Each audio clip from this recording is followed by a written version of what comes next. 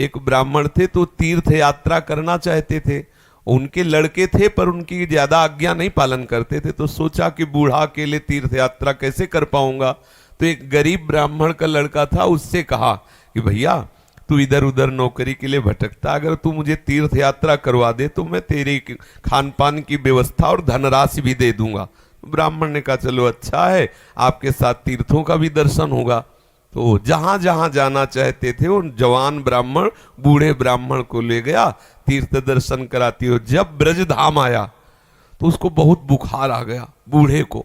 उसने बहुत सेवा की, जैसे मतलब माता अपने बच्चे की सेवा करती है ऐसे सब सेवा की उस जवान ब्राह्मण ने। बड़ा द्रवित हुआ बूढ़ा ब्राह्मण, धनी ब्राह्मण था वो।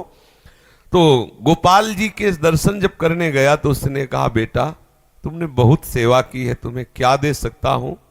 मेरे एक बेटी है, बहुत सुंदर है बेटी और बहुत धन संपत्ति है, मैं तुम्हें दूंगा। बोले देखो बाबा तुम तो यहां बोल रहे हो, घर में तुम्हारे जवान लड़के हैं, हमारी पिटाई करेंगे। बोले हम गोपाल जी को साक्षी करके कहते हैं कि अपनी बेटी का ब्याह तुम्हारे से करवा दूंगा और संपत्ति भी दूंगा। बात हो गई। तीर्थ यात्रा करवा के जब घर पहुंचा तो बूढ़े की हिम्मत नहीं कि बात कर सके लड़कों के सामने, क्योंकि बेचारा गरीब ब्राह्मण का लड़का। महीना भर सोचता रहा कि कभी न कभी तो सूचना दे, वो तो सूचना नहीं। तो घर गया उनके और बोला देखो बाबा आपने कहा था कि तुम्हारा, तो लड़कों ने धक्का लगाया और दो चार थप्पड़ लगाए कि तेरी सामर्थ्य क्या है कि तू मेरी बहन से ब्याह करने की बात सोच सके। बोले नहीं बाबा ने कहा था। अब लड़कों की वो स्वरूप देख करके बाबा बदल गए। उनका हमें नहीं याद है कि हमने कुछ कहा था। अब उसने कहा अरे नहीं तुमने तो गोपाल जी के सामने कहा था। उनका हमें याद ही नहीं कि हमने तुमसे कुछ कहा है। पीट के भगा दिया। अब उस लड़के को इस बात का बुरा लगा कि तीर्थ यात्रा करके आया और कह रहा कि मुझे याद नहीं है। अब मैं अपनी तरफ से तो कहा नहीं था ब्याह करने की, और इसने हमारा अपमान भी करवाया, अब तो ब्याह करके ही रहेंगे। उसके जिद चढ़ गई। उसने पंचायत बुलाई और पंचायत में कहा कि इसने हमें तीर्थ यात्रा के लिए प्रेरित किया, तीर्थ यात्रा ले गया, मैंने इसकी सब सेवा की, इसने ठाकुर जी के सामने मेरे ब्याह की बात कही। तो बोले कोई और गवाही दो तब बात बनेगी। बोले गवाही में तो केवल हम ही और ये बुढ़ा और ठाकुर जी थे। तो बोले अब भाई गवाही तो दो में क्या, तुम जो कह रहे हो कि इन्होंने कहा वो कह रहे नहीं कहा, तो तीसरा चाहिए। वो तीसरे में तो ठाकुर जी थे। तो बोले अगर गवाही दे दें तो ब्याह हम जबरदस्ती करवा देंगे। पंचायत पहले लगती थी गांव में, जैसे होता है ना न्यायालय, तो छोटा मोटा न्यायालय समझो गांव का, पंच लोग जो निर्णय कर देते थे फिर वही होता था। तो बुढ़े से कहा तो बुढ़ा राजी हो गया, क्योंकि उसे पता था गोपाल जी थोड़ी आएंगे। उसने कहा अगर गोपाल जी कह दें पंचों के बीच में आके कि हाँ हमारे सामने ब्याह की बात हुई थी, तो अब किसी की बात नहीं मानेंगे, हम ब्याह कर देंगे। लड़के भी राजी हो गए, क्योंकि सबको पता था कि कोई ठाकुर जी मूर्ति थोड़ी चल के आएगी। और उसने मूर्ति नहीं माना था, उसने साक्षात ठाकुर जी माना था। आया वृंदावन और ठाकुर जी का शयन हो गया था।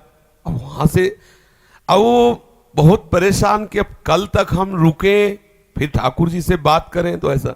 अब दरवाजा बंद थे, खटखटाया, क्योंकि उसके लिए मूर्ति थोड़ी है, और कहा सुनो गोपाल जी हम तुमसे ये पूछने आए कि वो जो वृद्ध ब्राह्मण था उसने कहा था कि नहीं तुम्हारे सामने ब्याह की बात। दो चार बार आवाज लगाई तो वहां से तो कोई उत्तर नहीं आया। फिर बहुत जोर से बोला भड़बड़ा के, देखो हम तुम्हें चैन से सोने नहीं देंगे, हम पैदल चल के आए, भूखे हैं, और आप ब्याह की समस्या है और आपको इसका उत्तर दे। छोटी मोटी बात होती तो छोड़ देते, ब्याह की बात है। ठाकुर जी ने अंदर से कहा मूर्ति कहीं चलती है, वहां चल के, जब बोले मूर्ति बोलती तो चलेगी क्यों नहीं। ठाकुर जी फंस गए। ठाकुर जी ने अंदर से कहा कि कहीं मूर्ति वहां जाके थोड़ी उड़ीसा में वहां जाके साक्षी थोड़ी देगी, मूर्ति चलती थोड़ी है। बोले महाराज जब मूर्ति बोलती है तो चलेगी क्यों नहीं। अब ठाकुर जी विवश हो गए। ठाकुर जी बाहर निकल के आए और सब सेवक लोग सुला के गए थे। समझो कितना भाव में दम है। उसने देखा बहुत सुंदर गोपाल जी साक्षात ठुमुक ठुमुक कर करके आए, नौ किशोर। बोले देखो हम चलने के लिए तुम्हारे भाव के कारण राजी तो है, लेकिन भोग राग की व्यवस्था, क्योंकि हम वृंदावन के ठाकुर, हमें तो चक माल चाहिए, हमको चना चवेना में तो रुकने वाले हैं नहीं, रबड़ी गुलाब जामुन ये सब चक्कर चाहिए। तो बोले देखो कुछ रुपया तो है, अब शादी का चक्कर, इसलिए व्यवस्था तो तुम्हारी बनाएंगे ही हम।